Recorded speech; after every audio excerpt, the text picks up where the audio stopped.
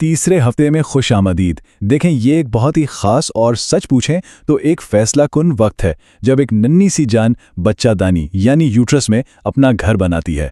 एक बहुत ही नाजुक मरहला है। तो आइए मिलकर समझते हैं कि इस दौरान असल में होता क्या है। तो हमल के पहले महीने में सबसे अहम चीज क्या है, वो क्या खास लम्हा है? अच्छा, इस हफ्ते एक ऐसा मौजज़ाती अमल होता है जिस पर आने वाले 9 महीनों का पूरा इन्हिसार होता है। आइए देखते हैं कि ये जादुई लम्हा क्या है और ये होता कैसे है। जरा तस्वुर करें, फर्टिलाइजेशन के बाद एक नन्हा सा मुसाफिर अपना पहला सफर शुरू करता है। ये फैलोपियन ट्यूब के रास्ते से गुजरता हुआ सीधा अपनी महफूज पनाहगाह यानी यूट्रस की तरफ बढ़ता है। फिर आता है वो बड़ा लम्हा जिसे हम इम्प्लांटेशन कहते हैं। ये वो जादुई लम्हा है जब नन्ही जान यूट्रस की दीवार से जुड़ जाती। दरअसल यही हमल का हकीकी आगाज है, यहीं से सब कुछ शुरू होता है। इसे यूं भी समझ सकते हैं कि वो अपने पहले सबसे महफूज घर में पहुंच गया है जहां वो अगले 9 महीने आराम से गुजारेगा। ये एक बहुत ही पुरसुकून और अहम लम्हा है। और जानते हैं सबसे हैरत अंगेज बात क्या है? जैसे ही इम्प्लांटेशन का अमल मुकम्मल होता है, जिसमें खास पैगाम भेजता है एक हार्मोन जिसे HCG कहते हैं।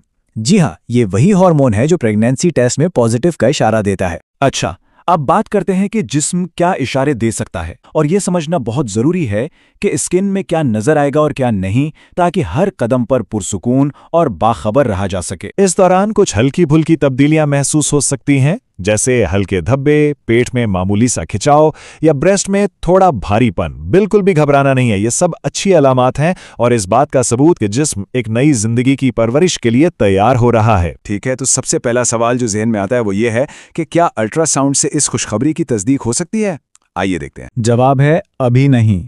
इस मरहले पर बच्चा एक खशखाश के दाने से भी छोटा है, इसलिए अल्ट्रासाउंड पर कुछ भी नजर आना तकरीबन नामुमकिन है। अगर डॉक्टर स्कैन करे और कुछ नजर ना आए तो बिल्कुल परेशान नहीं होना, यह बिल्कुल नॉर्मल है। चलें अब बात करते हैं उन अहम चीजों की जो इस नाजुक मरहले पर बच्चे की बेहतरीन नशोनुमा के लिए की जा सकती हैं, क्योंकि एक सेहतमंद आगाज ही एक सेहतमंद मुस्तकबिल की बुनियाद है। इस वक्त की खुराक बच्चे की पहली ग़िज़ा है। फॉलिक एसिड रोजाना लेना सबसे अहम है। ये समझें कि ये बच्चे के दिमाग और रीढ़ की हड्डी के लिए एक हिफाजती ढाल है। साथ ही प्रोटीन और आयरन से भरपूर ग़िज़ाएं इसकी नशोनुमा के लिए ईंधन का काम करती हैं। आप जानते हैं, छोटी छोटी तब्दीलियां बहुत बड़ा फर्क पैदा कर सकती हैं। जिस्म को आराम दे, ज़हन को पुरसुकून रखें और अच्छी ग़िज़ा खाएं। इस वक्त सुकून सबसे अहम, और यहाँ पार्टनर्स का किरदार बहुत अहम हो जाता है। वो घर में पुरसुकून माहौल बनाकर बहुत बड़ी मदद कर सकते हैं। अद्वियात के मामले में सिर्फ एक चीज यकीनी है, फोलिक एसिड।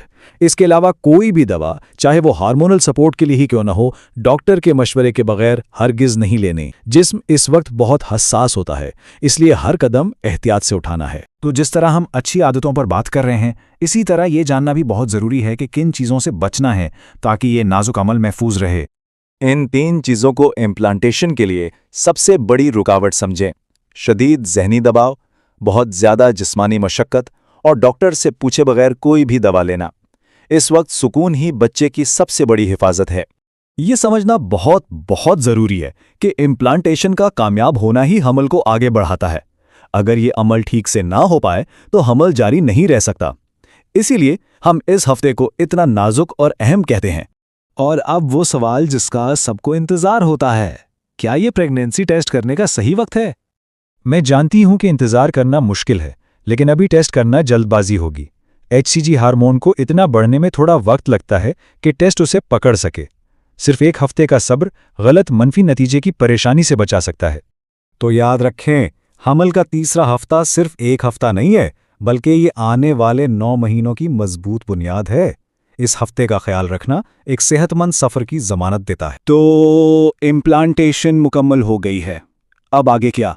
अगली बड़ी निशानी क्या है जिसका इंतजार करना है?